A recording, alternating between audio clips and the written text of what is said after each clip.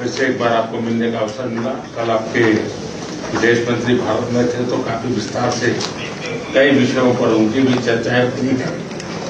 Well, Prime Minister, it's wonderful to see you again. Can I begin by expressing my condolences to the people of India for firstly the terrorist attack at the Balfour car explosion, but also for the bus crash in Saudi Arabia that led to a loss of Indian lives.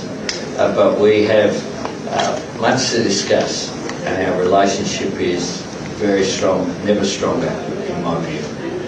I think the economic relationship we can strengthen further, and our defence and security ties are also very important going forward.